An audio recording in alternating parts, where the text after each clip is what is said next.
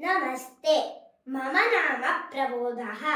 अहमद्य पञ्चतन्त्रस्य मित्रभेदतन्त्रे विद्यमानां वानरचटकदम्पतिकथां कथयामि। कथायाः परिचयश्लोकः एवमस्ति। उपदेशो न दातव्यः यादृशे तादृशे जने, पश्य वानरमूर्खेण सुगृही निर्गृही कृतः। एकस्मिन् वने शमीवृक्षः आसीत्। तस्य शाखाः इतस्ततः लम्बमानाः आसन्। कश्चन चटकः चटकया सह नीडं कृत्वा सुखेन वसति स्म। अथ हेमन्तकालः सम्प्राप्तः। तदा कदाचित् मेघः मन्दं मन्दं वर्षितुम् आरब्धः।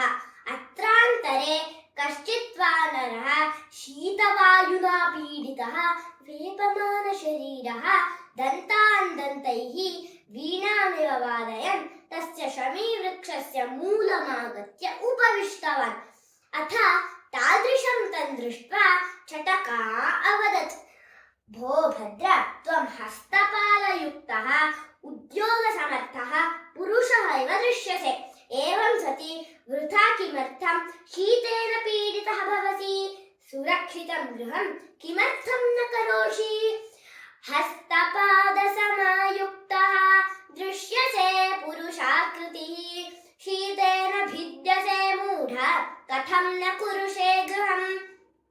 तच्छ्रुत्वा वानरः कोपेन अवदत्, अधमे, किमर्थं त्वं मौनेन न तिष्ठसि? अनन्तरं सः चिन्तितवान्, अहो, अस्याः दृष्टता मामेव उपहसति खलु एषा। सूचीसदृशमुखयुक्ता दुराचारा रण्डा आत्मानं पण्डितां वदन्ती च एषा एवं जल्पन्ती अपि कथं न शङ्कते? किमर्थम् एषा न हन्तव्या?